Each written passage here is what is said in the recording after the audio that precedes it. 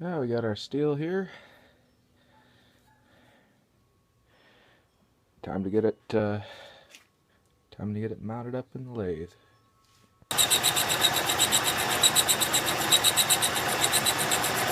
Yep, got a little ways to go. Seems to be cutting nice though. Good steel, I suppose. Well, it's getting there. I'm just trying to rough it down now. And it's pretty tough steel, so I can't really take much heavier cuts than this on this little light lathe. But I don't have much better to do right now anyway, so might as well do this. It's coming along.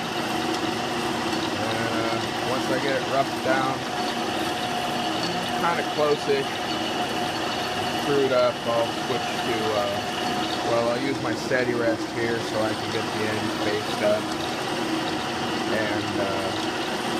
And then I'll switch to between centers and dial this in a little bit, dial whenever, because I'm turning a taper right now, so I'll dial that out of here and get it as close as I can. Alright. I was unhappy with the finish I was getting, and turns out all we needed was a little touch up on the tool. And I was having some problems with it. I guess, yeah, that tool ended up getting a little dull. You can only really take fairly light cuts on this machine to run it much faster than this. It will get a lot of chatter. But anyway, things are chugging along, and I think it'll turn out. Ta-da!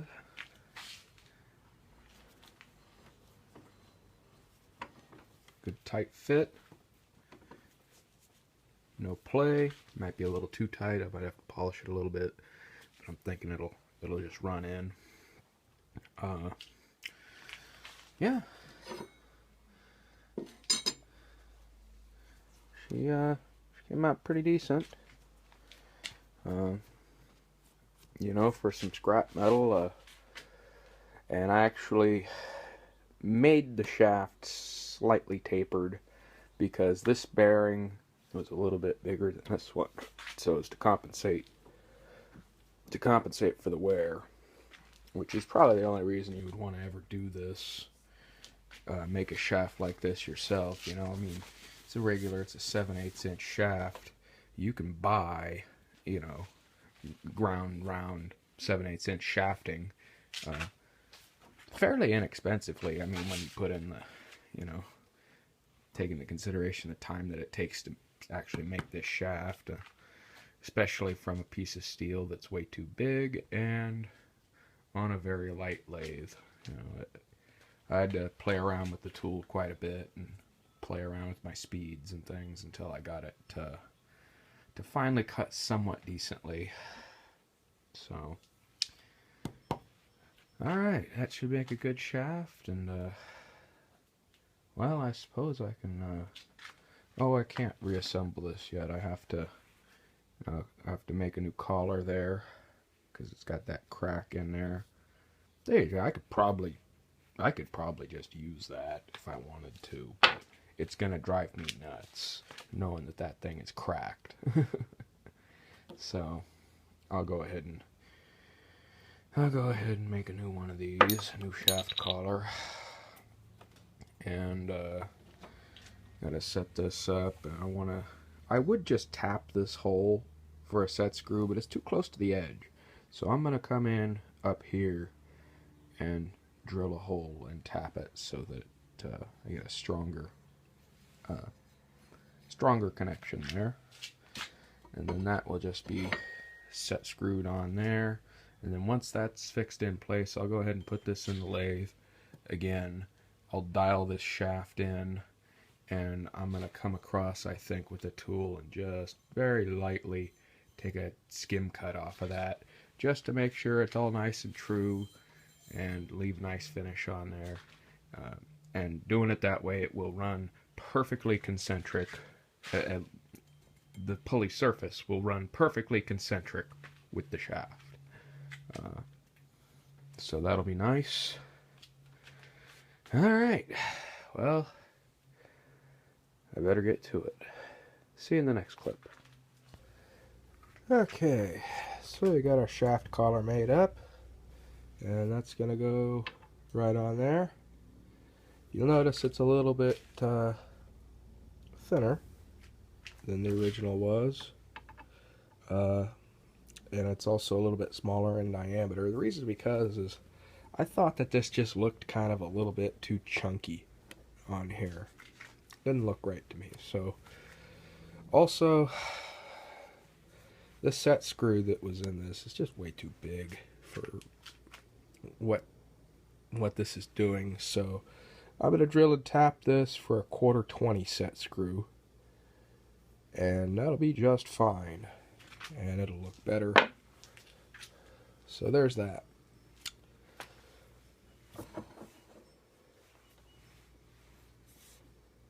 Yeah, that's nice and smooth right there. There's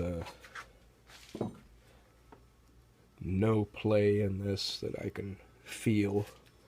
I haven't taken an indicator to it, but you know, I tend to do a lot of things by feel. If you want, you could take an indicator to it. It should have between 1 and 2 thousandths on there, and usually anything more than about 2 thousandths you'll be able to feel it.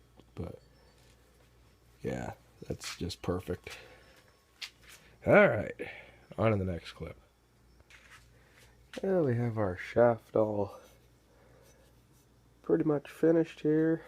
Have the collar made up and drilled and tapped and set screwed. So yeah, there's that.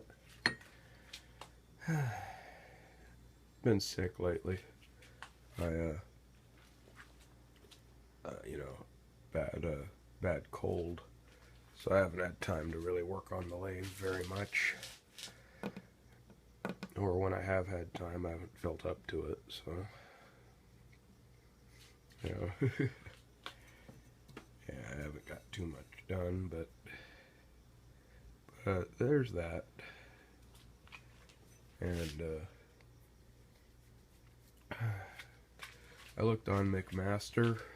I wanted to get some belting for this, like what I have on the drill press, which is I forget the exact name for it, but it's like an extra grip belting or something like that. But it's the tan stuff.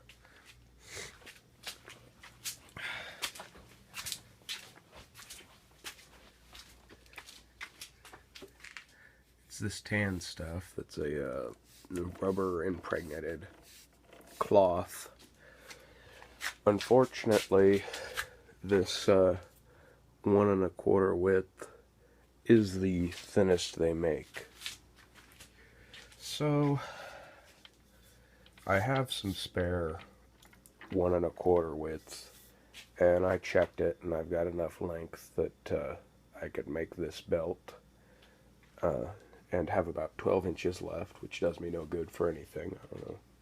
Maybe I'll make a dog collar out of it and put it on one of the dogs. But anyhow, so I'm going to have to make a little jig up. I've decided just to slice some of that belting down so that it's the correct width for this. I think Tubal Cane made a little jig to do pretty much exactly the same thing and to the same type of belting. So I might have to go look that up and see what he did. But I got a pretty good idea of what in my mind of how that's going to go together. Fairly simple. Anyhow. Alright, I got the pulley set screwed onto the shaft, and I just got it in the lathe here, and I'm just tune it up by taking a light skim cut and face it. Might do a little bit of work on the hub. Looking good. So as you can see, the pulley was a little bit out of round in places. Let me turn this on. See, so it has a tiny wobble to it, so I'm gonna take one or two more light passes and face the sides, and then I'll speed it up and play around with this hub here. Alright. Okay. So now we have our pulley back on, our counter shaft, running perfectly concentric and perfectly straight. And I couldn't get a really good finish at all when I went to face these sides because this pulley was so thin and had a lot of flex in it. So it is what it is. I achieved my goal, and that was to make it run straight and true, and I've done that. And I turned this inner hub as well because it had quite a wobble in it because it wasn't straight, so now it's all nice and straight. So yeah, worked out pretty good. On to the next bit. I want you to see that when I set screwed this, I drilled a bit of a hole here in the shaft to receive the set screw, and that effectively, you know, acts as a keyway, and the set screw is a key, and makes it so nothing will slip. The same was done to the pulley. It was not done to the collar because I wanted a little bit of adjustability in the collar. You can see the original, the same was done, but to a slightly lesser degree than I do it. I go a little deeper than that. Anyhow, just thought I'd show you that so that nobody out there is going, oh, you need to do something about that. It's going to slip. Well, it's not going to slip because I made sure to take care of that. And if you're going to make this modification, which I would highly recommend, you change over from this lousy taper pin if you ever have to take this apart. Be sure to drill that shaft to accept the end of the set screw. Alright. Well, as you can see, I've kind of slapped together my lathe light.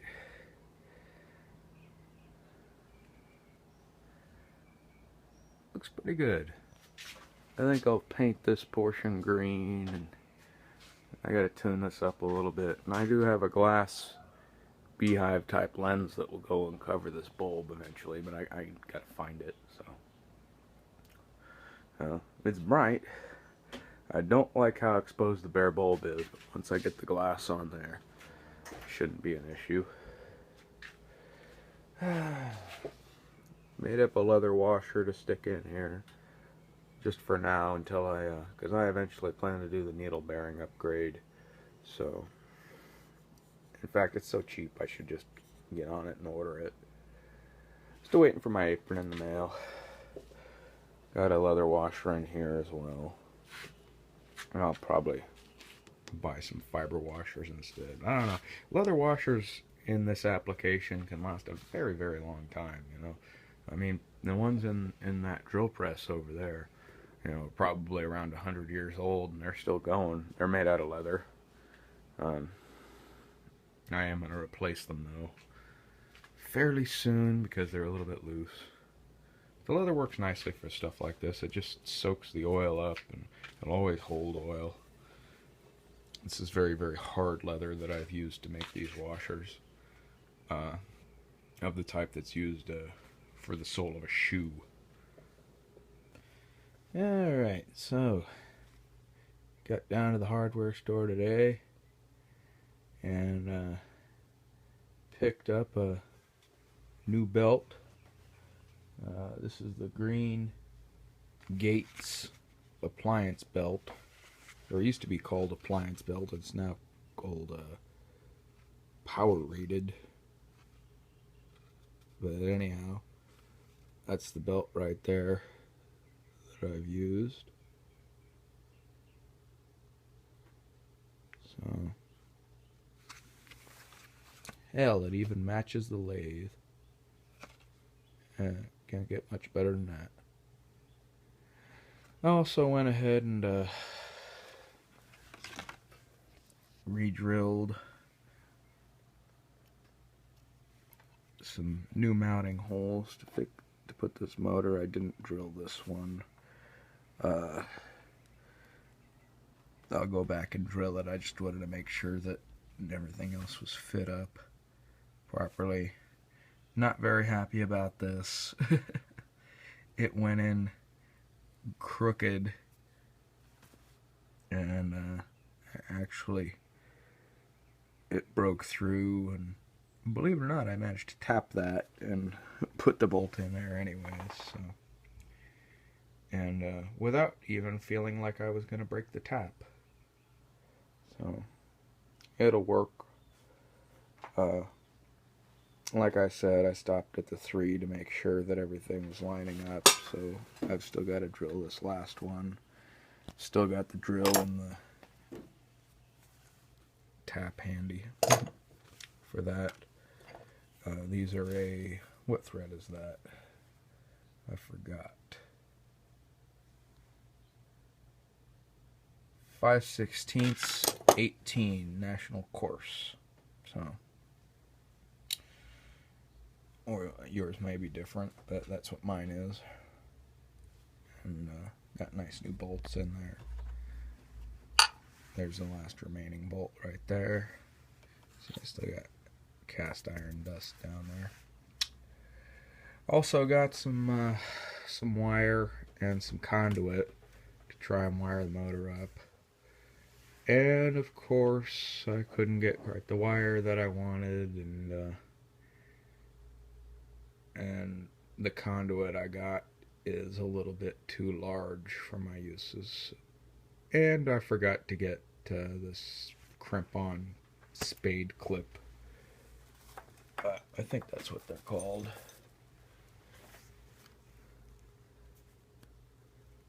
These things, need some of them. And need some more of these little U-clips. Completely forgot to get them when I was at the hardware store, so I'll have to go back before I can finish wiring this up. Alright, I'll see you in the next bit. See, this portion is just sanded, and then this is what the wire wheel will do to it. Brings it to a higher shine, but not a mirror shine, more of like a dull shine. So that's how I do a lot of my polishing. I've polished this hand wheel up some more. As you saw in the last clip, that was what I was doing. I put this piece here in the lathe, and I just went ahead and I machined it down a little bit so that it would look better, and everything's pretty much done there. So I'm gonna polish some more hand wheels up a little, and you know, just keeping busy while I'm waiting to get the rest of the things I need. So on to the next bit. Well, I just did a little experiment here, and the table saw cuts this belting rather nicely, actually.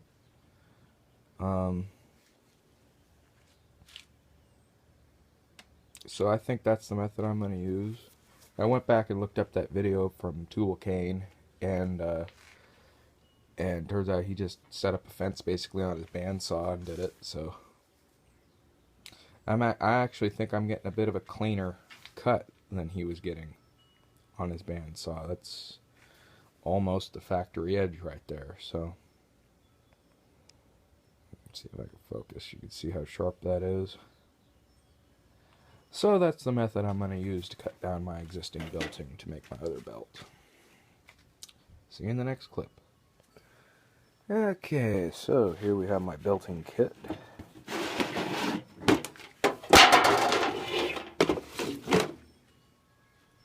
Nice brand new belting. It's about 5 or 6 years old, but hasn't been used, so it's still brand new. Got our clipper type lacing.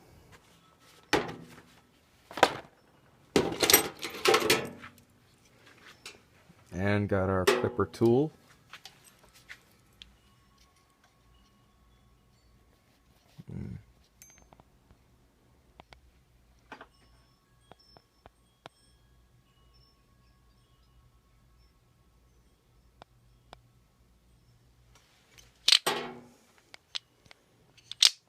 Alright.